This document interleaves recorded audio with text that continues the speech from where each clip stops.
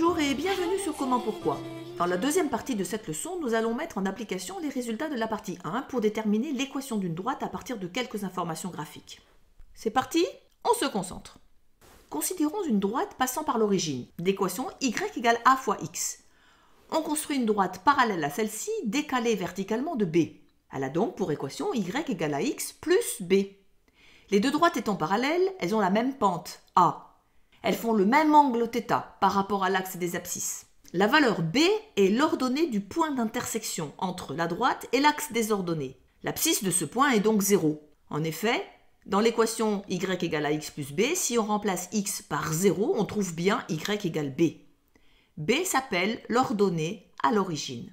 On considère deux points M1 et M2 sur la droite, de coordonnées respectives x1, y1 et x2, y2. Alors, comme M1 appartient à la droite D, ces coordonnées doivent vérifier l'équation de la droite. On a donc y1 égale a fois x1 plus b. De même, comme M2 appartient à la droite D, ces coordonnées doivent vérifier l'équation de la droite et on a donc y2 égale a x2 plus b.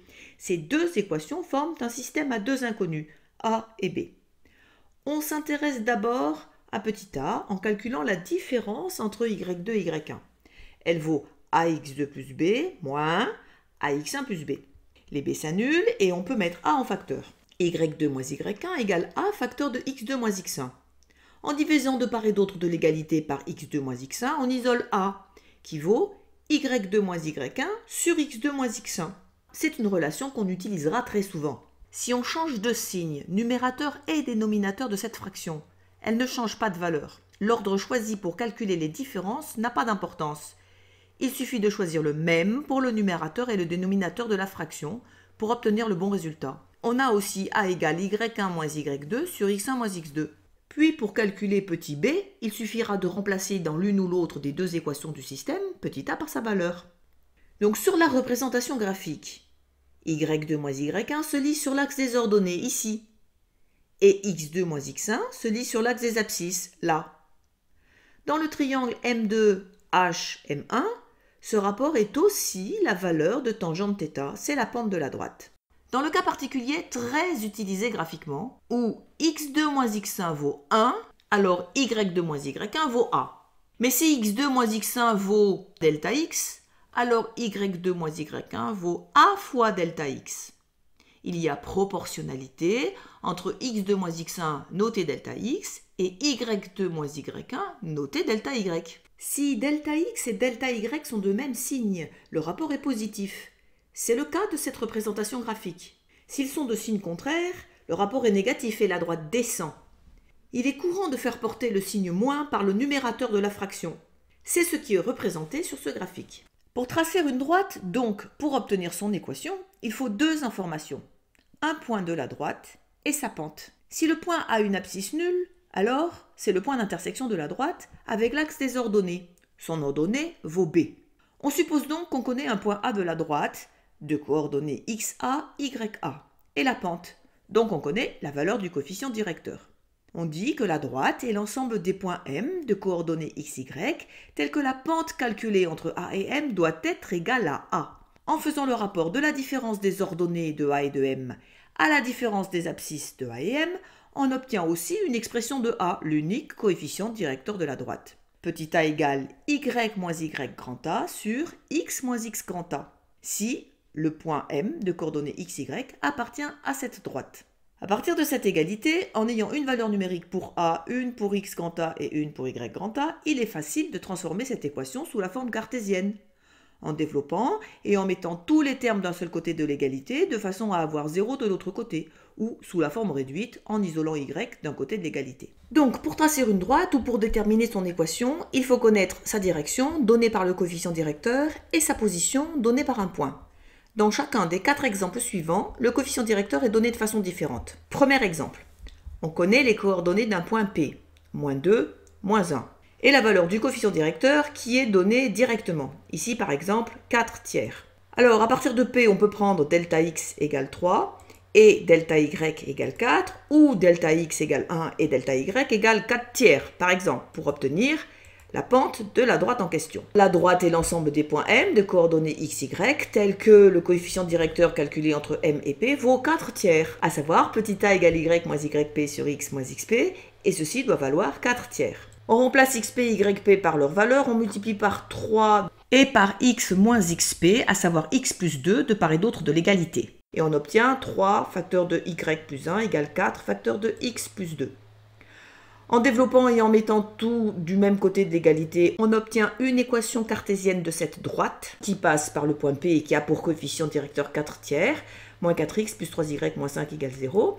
Et si on isole y d'un côté de l'égalité, on obtient l'équation réduite, à savoir y égale 4 tiers de x plus 5 tiers. 4 tiers est donc bien le coefficient directeur et l'ordonnée à l'origine vaut 5 tiers. Sur ce deuxième exemple, le coefficient directeur n'est pas donné directement, mais on peut le calculer à l'aide des coordonnées d'un deuxième point situé sur la droite. On cherche donc l'équation de la droite qui passe par les points R et S de coordonnées respectives 3, moins 1 et moins 3, 2. Dans un premier temps, on calcule le coefficient directeur à partir de ces deux points, en disant qu'il est égal à ys moins yr sur xs moins xr. On aurait pu faire aussi yr moins ys sur xr moins xs. En faisant le calcul, on trouve 3 sur moins 6, qui vaut aussi moins 3 sur 6. On choisit donc delta x égale 6, delta y égale moins 3. Mais moins 3 sur 6, c'est la même chose que moins 1 demi, et on peut donc prendre delta x égale 2 et delta y égale moins 1. On aurait pu prendre aussi delta x égale 1 et delta y égale moins 1 demi. La droite est l'ensemble des points M de coordonnées x, y, tels que le coefficient directeur entre M et l'un des deux points, on choisit par exemple le point S, vaut donc le coefficient directeur de la droite, ici c'est moins 1 demi. On écrit y moins ys sur x moins xs égale moins 1 demi. On remplace xs et ys par leur valeur. On multiplie par 2 et par x moins xs, c'est-à-dire x plus 3, de part et d'autre de la deuxième égalité. Et on obtient 2 facteurs de y moins 2 égale moins x plus 3. On développe et on passe tout à gauche de l'égalité. On obtient une équation cartésienne de la droite, x plus 2y moins 1 égale 0. Et en isolant y, on trouve y égale moins 1 demi de x plus 1 demi. C'est l'équation réduite de la droite et on voit bien que le coefficient directeur est moins 1 demi. Et l'ordonnée à l'origine vaut 1 demi. Dans le troisième exemple, le coefficient directeur n'est pas directement donné non plus. Mais là, on peut le calculer à l'aide des coordonnées d'un vecteur directeur de la droite qui est donné. Un vecteur peut être représenté par une flèche et, dans un repère orthonormé, est toujours l'hypoténuse d'un triangle rectangle. On note ce vecteur U avec une flèche. Son abscisse est lue en le projetant sur l'axe des abscisses et son ordonnée est lue en le projetant sur l'axe des ordonnées. XU et YU sont les coordonnées de ce vecteur U. On remarque que ce vecteur peut être représenté par une infinité de flèches qui sont toutes l'hypoténuse de triangles rectangles identiques. On cherche à tracer une droite passant par le point P ayant U comme vecteur directeur. Alors on peut calculer YU divisé par XU, qui est bien la tangente de l'angle θ, c'est-à-dire la pente de la droite, c'est-à-dire le coefficient directeur qui est la valeur que nous cherchons. Puis déterminer l'équation de la droite comme dans les cas précédents. On dit que U est un vecteur directeur, car il en existe une infinité. Par exemple, le vecteur V, le vecteur W, le vecteur Z sont des vecteurs directeurs de cette même droite. Si l'équation de la droite est donnée sous forme cartésienne, et si ce n'est pas nul, alors on peut isoler Y et donner la forme réduite de l'équation. Le coefficient directeur est donc moins K sur C. Le vecteur de coordonnées C moins K est un vecteur directeur de la droite et l'ordonnée à l'origine est moins d sur c. Par exemple, considérons le point n de coordonnées moins 2, 1 et le vecteur u de coordonnées 3 demi, moins 1 demi. Cherchons une équation de la droite qui passe par n et qui a pour vecteur directeur u. Le coefficient directeur se calcule en faisant le rapport de yu sur xu, à savoir moins 1 demi sur 3 demi. Dans cet exemple, cela vaut moins 1 tiers. On dit donc que la droite est l'ensemble des points M de coordonnées x, y, tels que la pente calculée entre M et N vaut moins 1 tiers.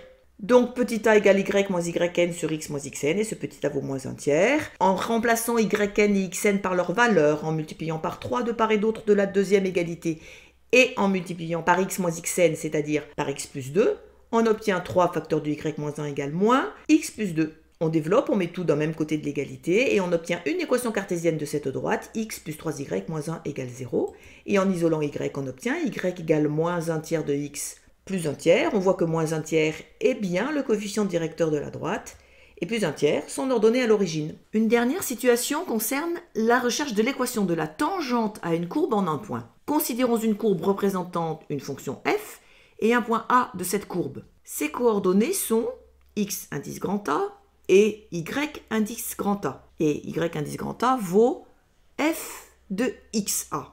La tangente, qui est la droite qui nous intéresse, passe par le point A et a pour coefficient directeur f' de xa. On sait calculer f' de xa quand on connaît le cours sur les dérivées des fonctions. Par définition, f' de xa, c'est le coefficient directeur de la tangente, c'est tangente θ. Une fois cette valeur connue, la suite est identique aux exemples précédents.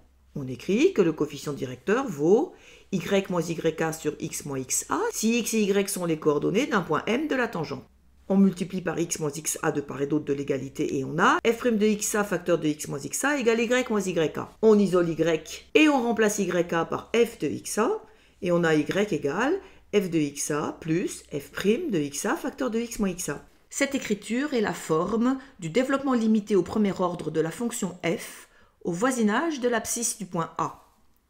Après avoir remplacé x grand A, f de x grand A et f' de x grand A par leurs valeurs respectives, on retrouve sans peine l'équation réduite de la tangente à la courbe au point A. En résumé, il existe différentes façons d'accéder au coefficient directeur d'une droite, et connaissant les coordonnées d'un point, on peut écrire l'équation réduite de la droite en 2 ou 3 lignes de calcul.